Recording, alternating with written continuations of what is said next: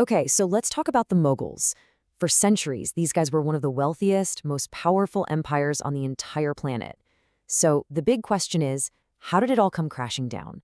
Now, if you're gearing up for your Cambridge O-Level Pakistan Studies exam, you know this question is a huge deal. It's right at the heart of the syllabus. So in this explainer, we're going to break down all the causes, piece by piece, to give you everything you need to absolutely nail that question. Let's dive in. Right, so before we get into the collapse, you've got to understand just how high they climbed. We're not just talking about an empire that was rich. I mean, this was a dazzling global center for culture and art. They gave us incredible wonders like the Taj Mahal, things that still blow our minds today.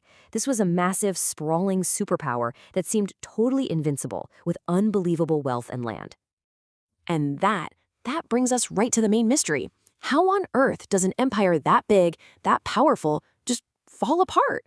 Well, here's the thing. It wasn't just one single event. No, it was more like a domino effect, a whole cascade of failures from the inside and attacks from the outside.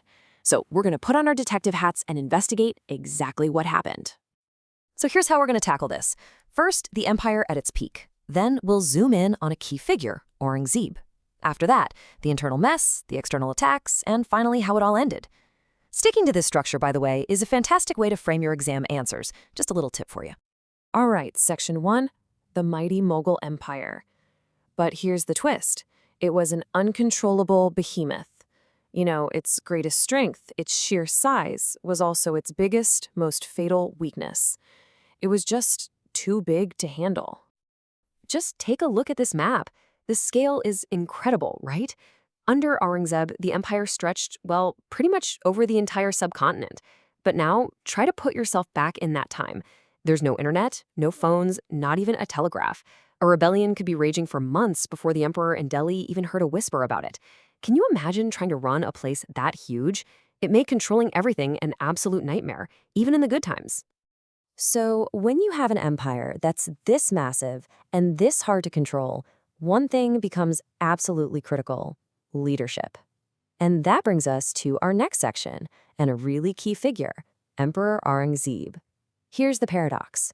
The empire was physically at its biggest under him, but his policies, well, a lot of historians say they planted the very seeds of its downfall.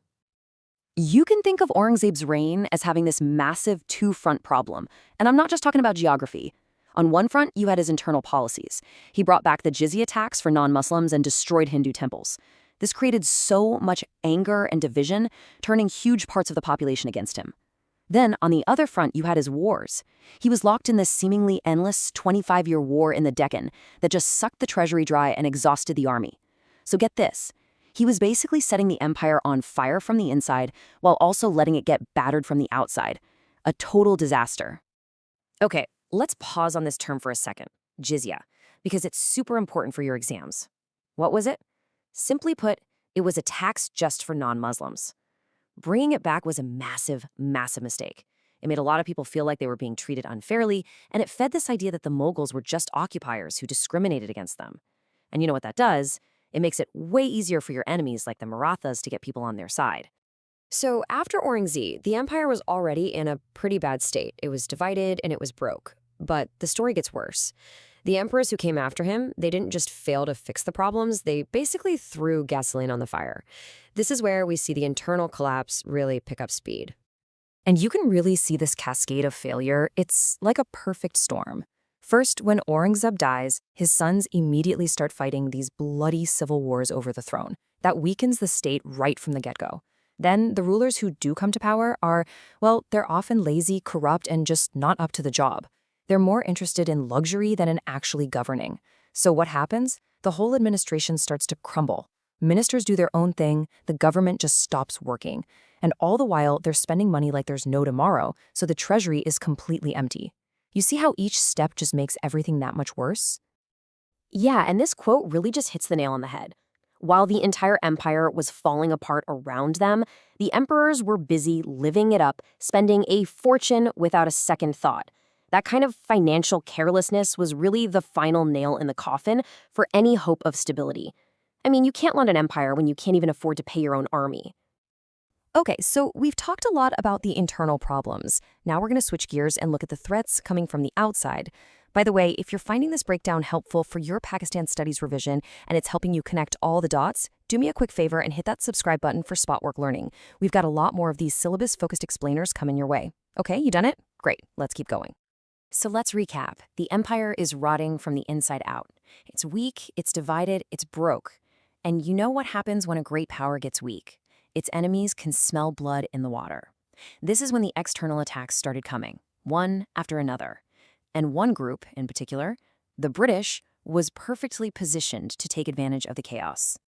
And it wasn't just one enemy they had to worry about. They were literally being attacked from all sides. You had the Marathas rising in the south, these incredible guerrilla fighters. You had the Persians and the Afghans constantly invading from the northwest. And then, quietly, methodically, you had the British East India Company just gobbling up power and land.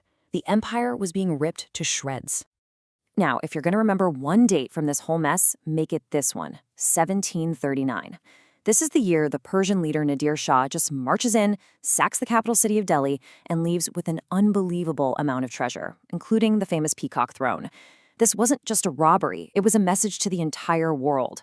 The Mughal Empire was not invincible anymore. That magic was gone, forever. So why were invaders like the British so ridiculously successful? Well, this slide breaks it down perfectly. Look at the Mughal side. Their military was a shadow of its former self, full of infighting, using outdated weapons. Now look at the British. They're riding the wave of the Industrial Revolution. They've got modern cannons, better guns, and a highly organized, disciplined army. It wasn't really a fair fight, was it? It was like bringing a sword to a gunfight. And that brings us to the final chapter, an empire's end. After everything we've talked about, hollowed out from the inside, battered from the outside, the Mughal Empire was basically just a ghost of what it once was. The end wasn't a question of if, but when. You can see the final blows laid out on this timeline. 1757, the Battle of Plassey, boom. The British get control of Bengal, the richest part of the empire. Then, by 1803, they literally just walk into Delhi and the emperor becomes their puppet. The final, official nail in the coffin comes in 1857. After the War of Independence, the British exiled the very last Mughal emperor, Bahadur Shah Zafar, and just like that, the dynasty is over. So let's wrap this up with a thought, and this is absolutely key for those big 14-mark essay questions on your exam. Just listing all these causes isn't enough. You have to analyze, you have to argue. What do you think was the most important reason? Was it Aurangzeb's policies that started it all? Or was it the useless leaders who came after him? Maybe it was just the unstoppable rise of the British. Or, and this is the big one, was the whole thing just doomed to fail the moment that first domino fell? That's the level of thinking you need to bring to your exam.